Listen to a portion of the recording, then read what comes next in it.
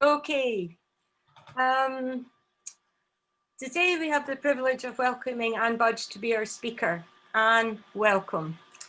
And the name of Anne Budge will be known to most of us, even those who might not be football fans. Anne is owner and chairwoman of Heart of Midlothian Football Club. Prior to getting involved in football, Anne had a career in computing. She was the first woman to be appointed to a senior position in Scottish Newcastle after starting her career there. And she co-founded IT services company Newell & Budge in 1985, going on to buy out her partner in 2001. And she sold Newell & Budge to French company Sopra Group in 2005. And by then the business which she had started had over 1,000 staff across 6 regional offices in the UK with a development centre in New Delhi. That same year, Anne was named the Entrepreneurial Exchange Entrepreneur of the Year, and she stood down as CEO of the UK operation at the end of 2008. Since then, Anne has held a number of non-executive roles and has been active in the angel investment community. Early in 2011, she was approached by the Foundation of Hearts to assist with their plans to develop a supporter ownership model for Hearts Football Club. This ultimately led to Anne buying the club in 2014 and running it on behalf of the fans.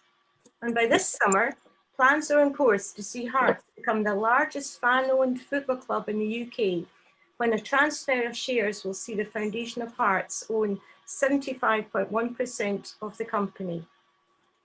Anne's academic and professional achievements are many. She's a graduate of Strathclyde University in 1970 with an honours degree in psychology. This was later followed up with an MBA from Edinburgh University, and she's received honorary doctorates from Aberdeen's Robert Gordon University, Edinburgh Napier University, and Heriot-Watt University. Anne was named Woman of Outstanding Achievement, Women in Science and Engineering 2009. And this was followed up in 2013 by being inducted into Strathclyde Academy of Distinguished Entrepreneurs, and also induction into Entrepreneurial Exchange Hall of Fame. Following these, she was awarded the Institute of Directors Scotland 2015 Chairman's Award for lifetime contribution to business. And in 2019 was the recipient of the prestigious Edinburgh Award, which pays a lasting tribute to individuals who have made an outstanding contribution to the City of Edinburgh. Anne is listed as a role model by the Women's Engineering Society. These are just some of the many awards she's been honoured with. It now gives me great pleasure to say over to you, Anne, as you speak to us on setting up a technology business. Okay, gosh, thank you very much indeed, Maggie. Thank you. It's just reminded me of how long I've been around, actually. I'd forgotten about all of these things. My head's just filled with football at the moment, but yes, thank you for that. When I saw the suggested heading of setting up a technology business, I thought, oh my goodness, I can't really talk about that because I set my business up in the 80s. You know, life has moved on substantially since then, as we all know, and it must be very different now. However, I guess the important or the interesting thing might be what were the challenges and in what way have they changed. Maggie's run over my potted biography, as it were, but how did it all come about? How did I end up setting up a technology business? As you've heard, I did a degree in psychology. And when I graduated, I thought, good gracious me, what on earth am I going to do with this? And it was a very casual remark made by my sister. When I was saying, I don't know what I'm going to do, she said, she worked in a stockbroker's office, and she said, well, according to everybody in Wood Mackenzie, IT is a thing of the future, or computers, I think she actually said. So when I was asked by the careers advisors at the uni, is there anything we can do to help, Anne? What are you going to do? I said, well, I believe computers are the thing of the future, And that's, I fell into IT, really. They then sent me away to do some aptitude tests. And for whatever reason, apparently I was quite successful with these. And before I knew where I was an IT, a trainee programmer at SNN.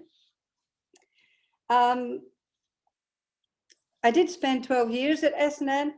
And yes, at one point I was very technical, and apparently I was quite a good programmer, so I was told. But I was kind of in my comfort zone. Things had gone well with me at SNN, and after 12 years, yeah, I was in a senior position.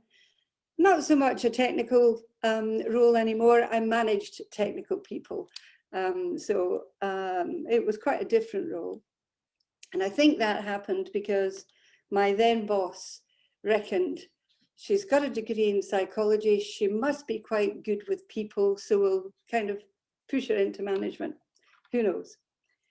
But I did get a phone call out of the blue one day, and it was to ask me to set up an IT company, a software house in Scotland for another IT company. The company at the time was called F International, and it was a company that had been set up by a lady, specifically for ladies, and it was way ahead of its time. So the whole idea behind F International was there were women getting into, training to be programmers. They were acquiring some technical skills, getting married, having babies. Things were changing so quickly that when they wanted to come back, it was very difficult. So she had this notion of setting up a company for women to work at home. So given what we've all been doing for the last 18 months or so, she was definitely ahead of her time. And they asked me to open an office for them in Scotland, which I decided to do.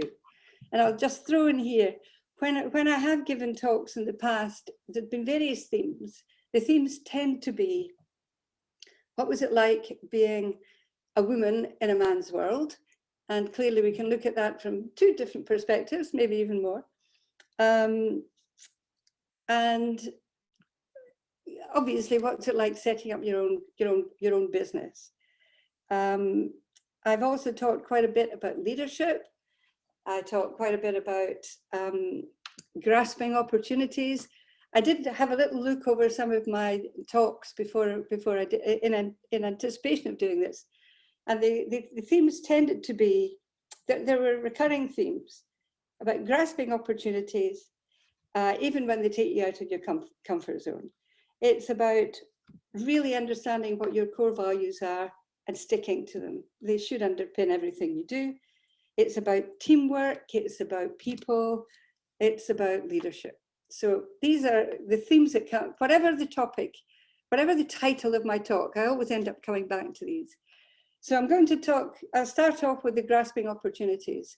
I was in my comfort zone, very happy, not looking to move, and was asked to set this thing up.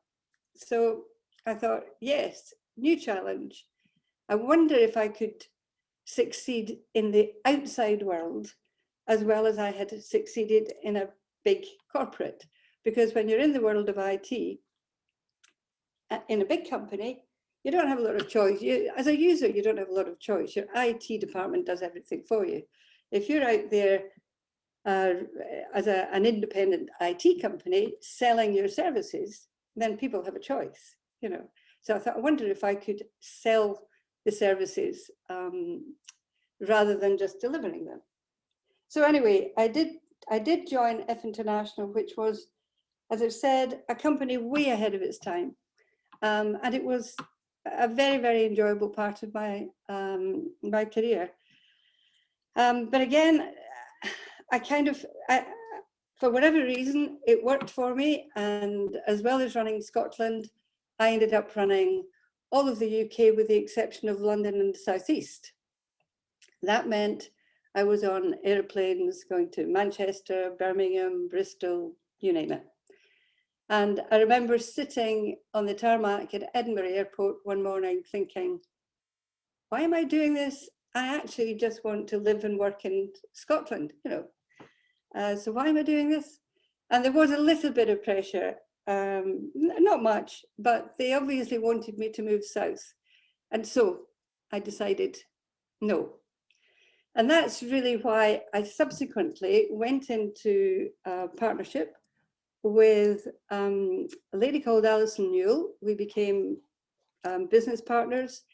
Newell and Budge was the name of the company we set up. She had been managing director when I joined F International and had moved on. So we got back together again. And we decided that we would do something similar to what FI was doing, which was essentially offering IT services, bespoke solutions. We would develop systems for all sorts of organizations and deliver them. So we set the business up. The difference was it was no longer about women. It was about who's the best person, who do we want in our company, who are the best people to do the job.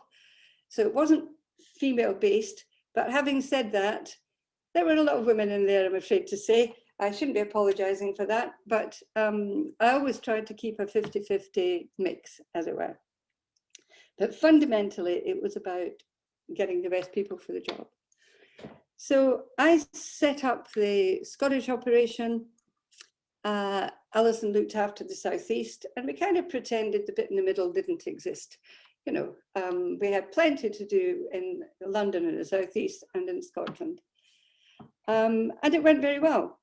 But what were the challenges? Challenges in the main were speed of change of technology.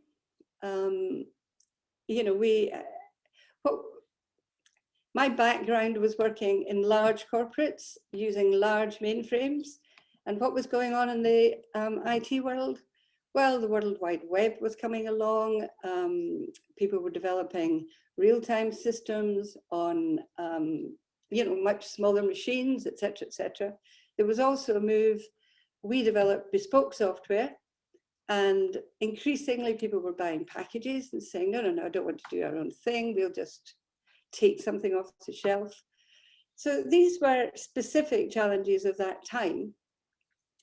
And the key really was being fleet of foot enough to be able to say, don't need to go there, that's somebody else's business model.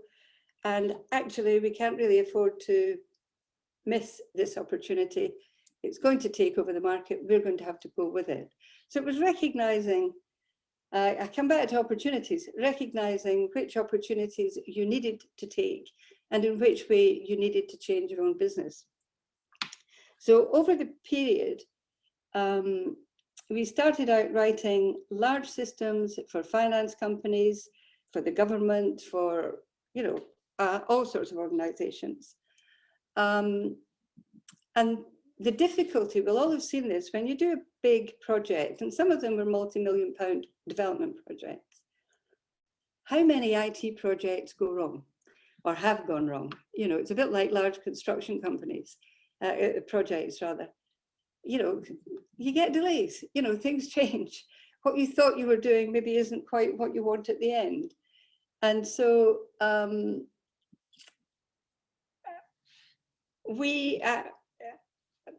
I came up with this notion that the key is testing. So yes, we were building software, and yes, we were delivering a finished product. But if we delivered it and it wasn't properly tested, you know, it was just going to backfire, and we were going to spend the next 3 years arguing about it or changing it. So I set up a testing operation, and I started selling testing services. And that became one of the biggest, because most internal IT departments, they had a development team. Someone would build a system, and they would also test it. And then it, you know, it would go through various phases, and it would be implemented. But they didn't have specialist testers. So I focused on testing. The other thing that was changing in the industry over that period was partly because of the real-time nature of it, partly because of the World Wide Web, etc., was security. Every system had to have more and more security built into it. So how were we going to deal with that? So that was my first acquisition. So I guess it was, well, I didn't guess, it was a very, very specialist area. And so we went out and identified a company, acquired that company, and integrated them into Newland Budge. It happened to be based in Belfast, but that's absolutely coincidental. It just gave us another office on top of what we already had. The other big change for us was I would be going out to talk to, I'll just say Standard Life, one of my biggest customers, and where I first met Ian. And we would do various projects for them. And I'd gone out to talk to them, and they said, well, we're going to try outsourcing. I went to another big customer. We're actually going to try outsourcing. These Indian companies are, you know, really save an awful lot of money because lots of resource in India, very cheap, etc. So again, I did a little bit of investigation, and the negative feedback, yes, there were lots of positives, but some of the negatives were, and it was to do with communication. I don't mean technical communication, I mean getting the spec right. So going back to what I've said already, in a big project, you have to understand what the requirements are. You have to get the spec right. And this was causing some difficulties in some of these big projects, where I don't know how many of you've operated with Indian companies, partners, or whatever. They're wonderful people, and I love India. I'll say that up front. But it may have changed now. They didn't know how to say no. You know, so you would say, so we're going to do this? Yes. We're going to do that? Yes. And they just said yes to everything. And I think one of the things that was going wrong was they thought they understood what was being asked. The organizations thought oh yeah, they've got a good grasp of this, and it wasn't quite working. So I thought an opportunity. So I said, okay, if you can't beat them, join them. So I said, right, we are going to set up an Indian operation, initially through partners, but we'll do all the communications. So we will understand what it is you want, as we have always done, and we will outsource it to India. So if the communication's wrong, it's me you've got to deal with. It's not, you know. So we did that. We did it fairly successfully with partners for a couple of years with different technology skills, etc. But then I decided if we were really going to grow this business, we needed our own operation. So I bought an Indian company, and we set up an Indian operation so that we could, i.e. Newland Budge, could still be in charge of the quality of what was being developed, the standards being used, etc., etc. And that, I'm glad to say, was a big success. So we did a lot of outsourcing for a lot of companies, as well as continuing to do what we did in the UK. And that helped us to grow. So there were a few key things. There was testing that became more and more important. There was security, and there was how are we going to do this, because everything's costing so much money. And we managed to identify these things. So again, I come back to opportunities, knowing which ones you take, and then putting everything into it. And that brings me to another one of my themes, which is you have to understand what your core values are. And I always prided myself on the fact that once I'd signed a contract with a client, whatever happened, we didn't argue. You know, if something was wrong, we fixed it. Obviously, that doesn't mean I rolled over all the time. We would have discussions, but It wasn't about proving, but you said you wanted this, this is a change, we're going to have to charge you more. It wasn't about that sort of thing. It was about entering into a relationship where if the thing worked, everybody was a winner, as opposed to worrying about every little hiccup and whose fault it was. But the other core values for me, it was openness and transparency. So if we made a mistake, we said, we've got this wrong, we'll have to fix it. It was about quality and never compromising quality. It was about looking after your people and treating them properly.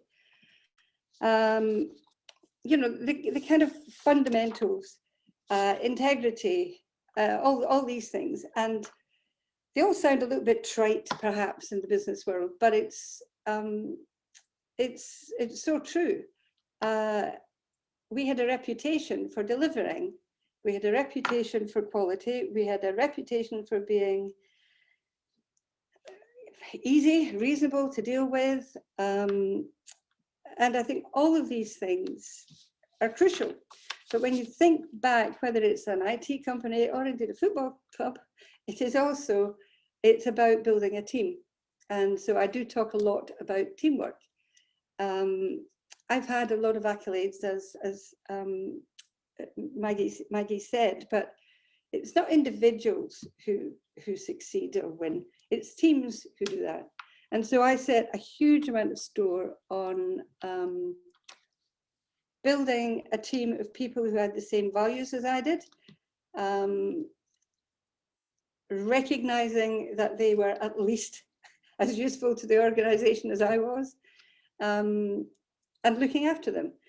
And that went all the way through the organization. So whatever kind of business you're building, if you don't look after, we all know if you don't look after your customers, you know, you lose them. But if you don't look after your people, you'll never get the best out of them. And it's really, really important to do that. And it's these kind of sort of soft core values that I've always felt are fundamental to anybody's success. And I've always tried to adhere to them. It's paid dividends because a lot of the people who worked for me in Newland Budge IT company, I sold it at the appropriate opportunity. When my business partner wanted to retire, I didn't. So I organized an MBO. And that meant, you know, all the people who'd supported me and worked with me for all these years were able to buy into, you know, the future success. I also introduced an employee share scheme for the same reason. You know, at some point, Alison had retired. I guess at some point I was going to retire or I was going to do something. So it was about looking after the people who'd helped us get there.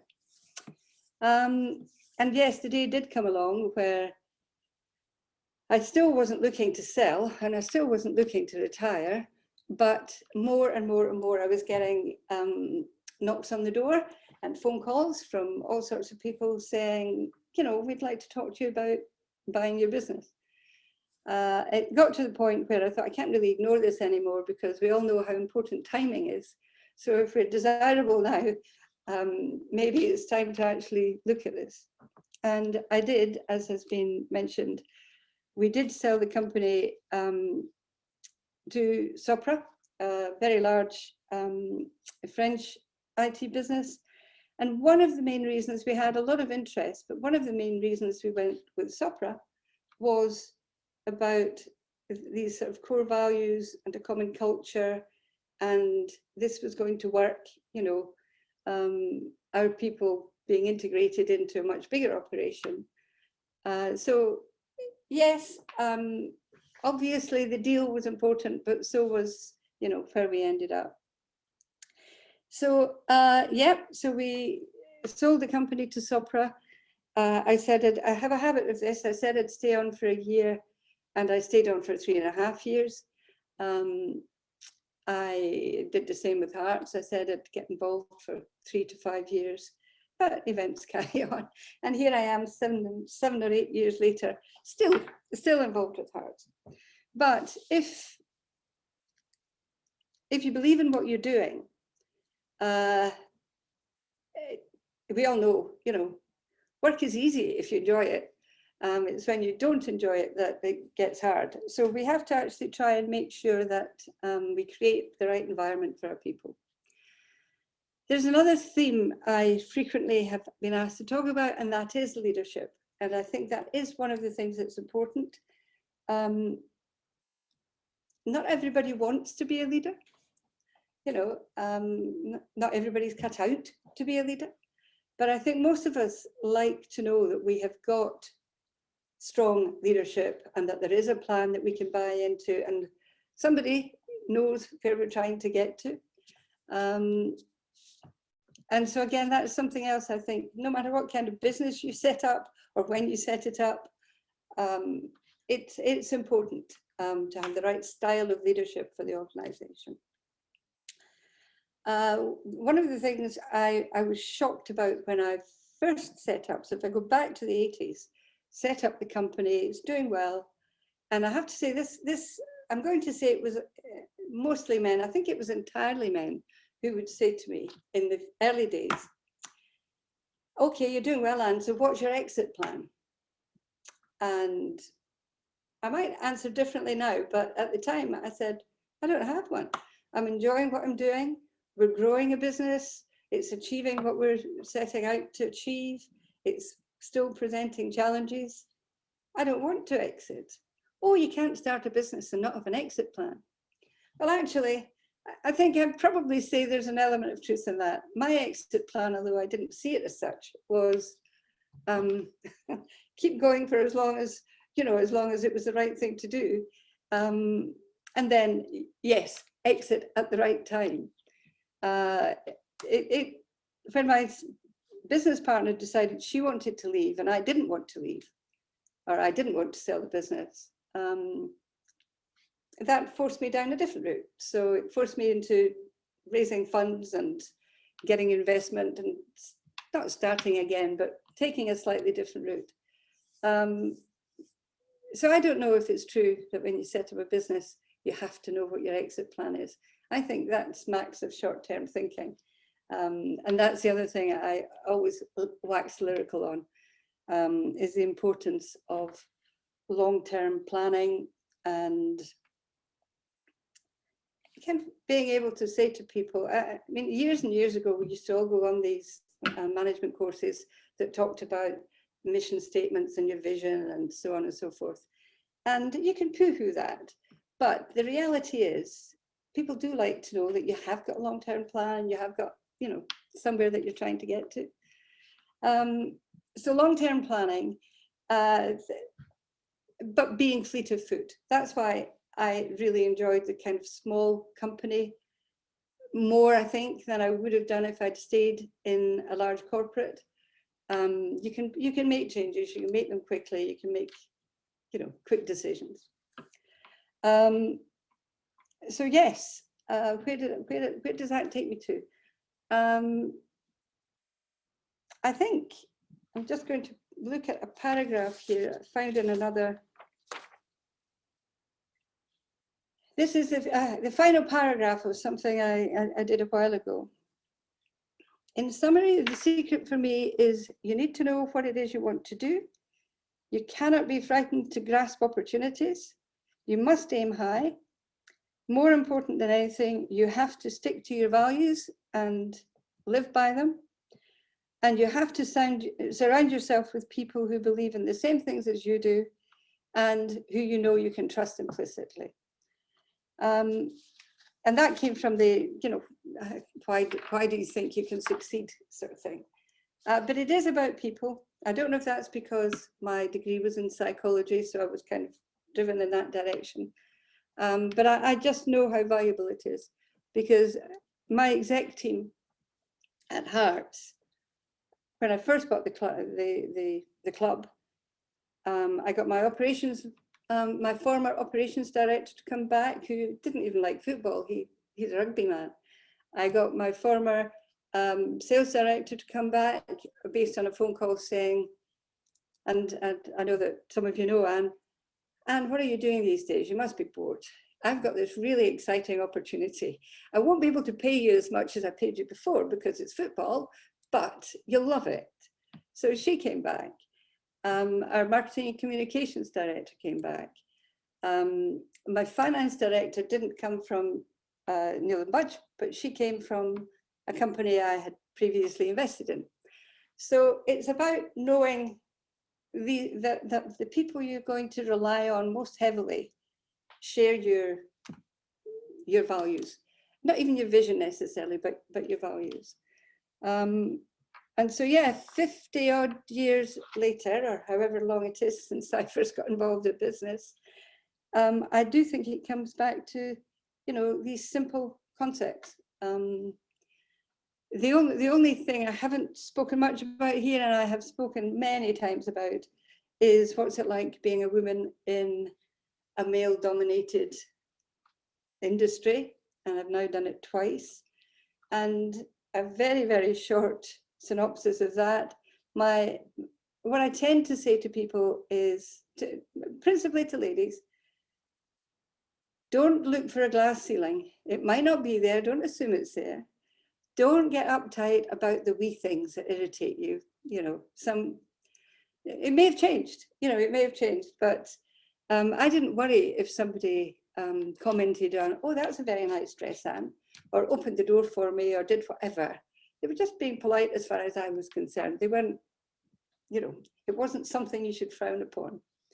Again, that sounds trivial, but I think it's to do with the attitude of mind. You worry about the things that you need to worry about. Don't worry about all the nonsense and noise that goes around it. And don't look for a problem.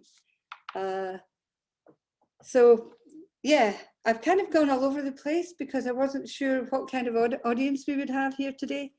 So I've taken a little bit from different things I've done in the past.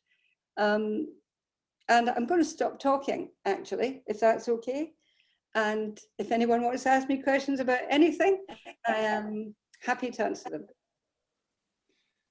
Thank you very much indeed. And that was absolutely fascinating. And we will take questions, but just one comment from me. I'm sure no one could fail to be impressed by your breadth of activities and your ability to involve so many people in so many different subjects, but not least the IT industry moving on so quickly and so on. I work for a big electronics company, so I recognize all your buzzwords about teamwork and people and grasping opportunities.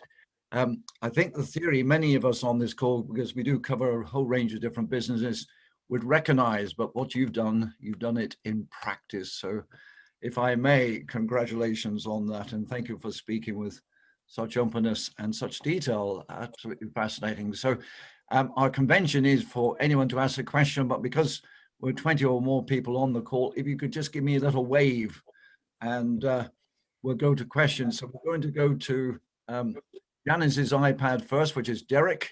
Then we'll go to Peter, and then we'll go to Kathy as the first three, and then Ken. So over to you, Derek, if you come off mute, please, to ask your question of Anne. And you can see Anne already with the hands going up. You struck a lot of interesting subjects. So over to you, Derek, please. Martin, it's actually Howard here. Oh, it's Howard. Yes, I'm on my wife's iPad. That's the thing. So I just wanted to say to Anne that thanks for your really interesting talk. I wanted to remark on how happy, how content, and how radiant you look. Seriously, I mean, I'm a man of a certain age, and I don't use technology or anything like that. So I can get involved in discussion about IT because it's really passed me by, and I seem reluctant to embrace what we may call new technology. You know, I don't use online banking. I don't use compare sites. So I found your talk interesting, but it wasn't my work experience, if you like. But I would like to just say, this isn't a question. I'd just like to tell you a wee story to emphasize the importance, as you've said, of teamwork and people and recognizing everybody. You may have heard it. I'm not sure it's 100% true, but it's a good story, I think. It's about Cape Canaveral when the Americans were launching their moon rockets. And they had a visitor to the launch site. And the visitor was walking around and he saw a man standing in a corner with a bucket and a mop. And he said to him, "What do you do here?"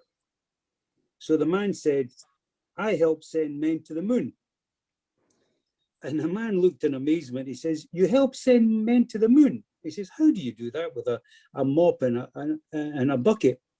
He says, "Well, I ensure that they have a clean and sanitized toilet so they can have their last comfort break before they don their spacesuits and set off for space."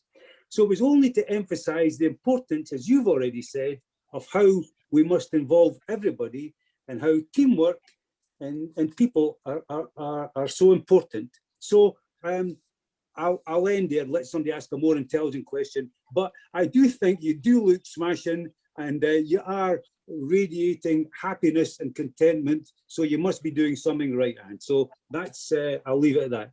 Thank you very much indeed, Howard. I appreciate that. I should probably say the radiance might come from the fact I'm sitting in my conservatory. Normally I'd have the windows and the door open, but I've got some workmen outside. So yeah. The doors are closed and the windows are closed, and I can see myself going more radiant by the second. Yeah, well, just finally then, I've been watching the lad in the background as well. I'm not sure exactly what he's doing, but I'd ask him to step up his pace. He seems to be a lot wandering up and down, you know. Anyway, good luck and bye-bye. Bye. Thank you. Thanks, Howard. Thank you very much indeed, Howard. We'll now go to Peter, who, by the way, for everyone on the call, Peter is the minister at St. Cuthbert's Church. Over to you, Peter. Well, firstly, Anne, thank you for an outstanding talk. And it's interesting, particularly talking about core values, because obviously within the church, that's something that we can't get away with not focusing on. But what I wanted to ask you, going back to your psychology degree, I mean, as much of psychology is the statistics and the numbers as it is the people, but you've very much emphasized how important the people are in all of this. So within all your successes, can I ask you, how easy have you found it to delegate? That's a very perceptive, I think, question, actually, because the answer is, I'm not a great delegator. I generally describe myself as a bit of a control freak. It's not that I want to do everything myself, I just want to know what is going on. And the people who work with me know that, you know, so I don't stop them. I do delegate, but then just keep me informed, you know. So yes, it's quite perceptive. Delegation's tricky, or can be tricky. It's a difficult skill to acquire, I think, especially if maybe being a control freak is the other way of saying that. I'm not good at delegating. So no. Thank you. Well, that's a very honest answer, and thank you for that. I can recognize the challenge of delegation is not easy when you're so heavily involved. We're going to go to Kathy. Kathy, if you would kindly come off mute, which I see you've done. If you don't know Kathy, she's using Tom Smith's iPad today. So over to Kathy. Yes. Hello, Anne. I have been an employee of Newland Budge in the past. I was employed by your sister, Rita, in, I think it was around 2001, 2002. And funnily enough, I too have a degree in psychology. And I went into the IT business after university, and my speciality was testing. So I was part of your testing team, and I had so many happy years. I spent many years at Standard Life, Bright Grey, and I went to the Scottish Government. And I have to say, I concur with everything you've said today, in that there were core values. We were different. Newland Budge was a totally different organisation from anything else I knew. The people worked as a team. We supported each other, and we were given the support from yourselves and your executive team.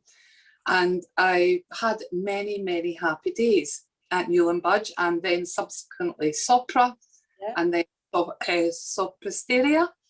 I have left now, but I just wanted to say thank you for the experience you gave me. I enjoyed my job for all the years that I did it. But my question for you would be, if anything, what would you have done differently? Nice, easy question, Anne. Yes, indeed. Well, let me start off by saying, Kathy, thank you very much indeed. I am very relieved when you said, I used to work for your company. I thought, oh dear. No, thank you for that. What would I have done differently? This is I would have set the company up differently in that when I agreed to go into business with my business partner, Alison Newell, she had 75% of the shareholding, I had 25. I would now ensure that I had 25.1 because with, as business people will be aware, there's a limit to what you can actually do or stop happening or whatever if you have 25%. Now, it was quite fortunate for us in that we never ever really fell out, but when it got to the point that she wanted to retire, and I didn't, it was more difficult than it might have been if we had considered the longer term setup of the company. Now we got over all of the challenges, and I was able to raise the necessary funds to buy her out, which was fine. But that created a little bit of an issue that we didn't need. And I could have avoided if I'd been a bit smarter when I set the company up in the first place. In terms of, and actually that's why when I hand control over to the supporters for Hearts, they will have 75.1%, because if they, for them not to have that, it wouldn't be in the spirit of what we're trying to achieve. I don't know, Kathy, is the short answer, because I've enjoyed my whole working life. There hasn't been a point where, I've thought, oh, I really don't want to do this. So from that perspective, I've never got the work-life balance right. I will confess to that. My daughter has complained. She is now well into her 40s, but she still says, my mum brought her up rather than I brought her up. She doesn't say it in an aggressive manner, I have to say, but I didn't get the work-life balance right. And I would always encourage people to try and do that. So that's probably the one thing that I would say. Yeah, I would agree with you there, and I probably have done exactly the same. And I wish I was as successful as you, given I've had the same background and everything. But I possibly didn't seize opportunities like you said you should when they arise. Well, I'm sure you're doing a very, very valuable job doing what you're doing now. So yeah, don't underestimate that. Yeah. Thank you, Kathy, for the question, and Anne for the very interesting answers there. We're going to have a question from Ken, who was the next one on my list. And are you all right just for another 5 minutes, Anne? Yes, yes. I know you're very keen to get a question from Ken. So Ken, please go ahead. He's already apologized for the jersey he's wearing, by the way, for those who were not on the call earlier. Ken, over to you. Thank you. And let me first of all thank Anne Park for persuading you to do this talk today. I have a lot of time for it, and I concur with what you said before. Get people in to work with you who you trust implicitly and who actually do an excellent job. And I think she does a fantastic job for Hearts and yourself. So a big thank you to Anne. Just quickly, I was born on number 4 MacLeod Street All right. where the Tynecastle school, new school now is, the son of Sean Connery's babysitter, who was my dad, Right. who actually was a chief steward in the director's box for Hearts for 25 years. Good heavens. He was also a minister at St Cuthbert's Church, who, and Maggie knows this, and he was, in terms of what his core values were over the years, he got from his faith. Which leads me to the whole subject of core values, because one of my sins is that I used to work with Richard McGrail and James Anderson, but we both worked for that fantastic company, Baillie Gifford, whose core values, I think, mirror your own company on this. And I just wanted to know, where did you learn your core values from? Was it from family? Was it from your faith? How did you, because it's all very well acquiring core values as you go along, but they must start somewhere. And I just wanted to ask, how did you start off, with? Yeah. No, thank you, Ken. That's I'll pass on your point, John Park, by the way, but thank you. So, the simple answer is my family. In some of my talks, I talk a little bit about my fairly modest upbringing. My father was essentially a labourer in Leith Docks. My mum was a cleaner in the Western General Hospital.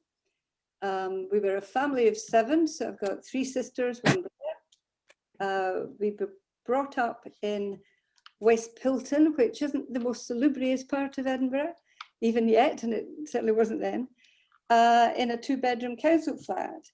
But I had the happiest of childhoods.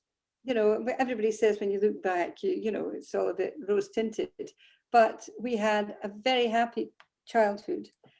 We didn't ever feel that, we were losing out in any way. But my mother was a very strong lady. And she was determined, as was my father, but my mother was the one who really had the big impact. She was determined that her family, her children, would have more out of life than the previous generation, where we all know it was a bit tough. And so she impressed her values. My father used to always say, you get out of life what you put into it. That was one of his phrases. He absolutely talked regularly about the importance of hard work. You've got to earn. You've got to earn things in this life. And the simple difference of right and wrong. We were never any doubt. My mum she wasn't tough in any sense of the word, other than she could be stern if she thought we were, not doing the right thing. She was very, very proud of the fact that she just wanted all of her daughters to end up working in an office and not in a factory as she had done. And my father had been he was an intelligent young lad. His teachers had paid his fees to go to Leith Academy School when he was a youngster. But again, family, he then went to the war, he came back, he started off with his career as a grocer, but his whole family, his father, his brothers, they were all dockers. And they used to say, oh, look at how much money we're making compared to, what you're making. And in the end, he succumbed and he went to work in the docks. And I don't think my mum ever forgave him, because as far as she was concerned, he did not fulfill his true potential. And so she was driven by, I want my family to absolutely grasp opportunities and fulfill their potential. And I think if you're in a family of 7, maybe this is wrong, but there were 7 of us. in a small, we respected each other. You had to, we had to make way for each other. And so, yeah, I think that's where they came from, Ken. A long answer, but fundamentally from my parents.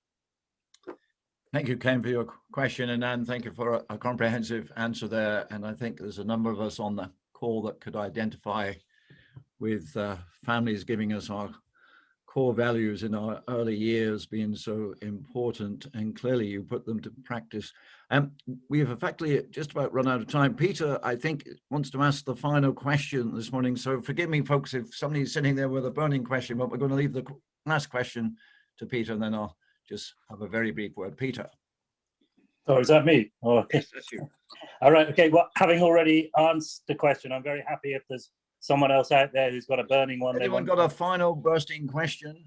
I'll ask it. It's a very simple one, and it's one that you may not wish to answer because it's a big question and it may be rather private and personal. And it's purely, what's the future for you? I just can't imagine you retiring after such a illustrious career and helping a lot of people over the years, as you heard clearly from one of your former employers, Kathy, who clearly enjoyed the experience. So what for the future, if there's a short answer to that, Anne, but you can dodge the question if you wish. No, I don't mind dodging the question. I'm very conscious of the fact that the future might not, who knows how long I'm going to be here. What I have committed to at the moment is to continue as chairman of Hearts for a minimum of another 2 years. At that point, if they want me to go and I want to go and the time is right, then, we'll part company. If they want me to stay and I'm still okay there, then I'll carry on. So I will carry on doing what I'm doing, all being well, for at least another couple of years. And then I guess what I should be doing, going back to this work-life balance, is spending more time with my grandchildren, because I get the same criticisms from them as I used to get from my daughter. Well done, Anne. Well, look, thank you so much for all the... Martin, if I could just, Yes, I please, just go ahead. come in and just say thank you before I hand back to you. So Anne, as minister, I just wanted to thank you, but obviously I've got a great team who I have delegated Oasis to, and they deliver at such a high level, and particularly getting such stunning speakers as yourself to come and address us. If I can just say on a sort of a personal note, I'm also the chaplain to McRae's Battalion Trust. All right. And usually we have the privilege every year of going out to Contalmaison in France for the memorial and last time we were there, you sent a great ambassador, Gary Locke, to come along and just to say how well he represented you and the whole ethos of what we were all about out there. And I know all the trustees of McRae's Battalion Trust greatly value the link with Hearts. Thank you very much, as do we. And hopefully, maybe next year we'll all get to Yeah, fingers would be nice. Yeah. Well, Anne, thank you very much on behalf of everybody for a fascinating talk and also the questions and answers. Obviously, with such an illustrious career, we couldn't afford a fee today, but we can say our thanks, which will just Thank you. go in that way. But we really do thank you for reminding us perhaps of the biggest things as just how much we appreciate our core values. And I'm sure many of the core values that each of us could speak on are very common. And I think you summed them up beautifully there at the end. And thank you for your time. Thank you for everyone joining us. We meet on the last Thursday of each month, except for July. We give ourselves that particular month off. And I'm sure you'll never be short of speaking engagements, but if you would allow me to, in 12 months' time, to contact you again, we would love to have you back. And thank you very much indeed. And thank you, everyone, for joining us. Thank you very much indeed. Thank you. Everyone. Thank you, Mark. Thank you.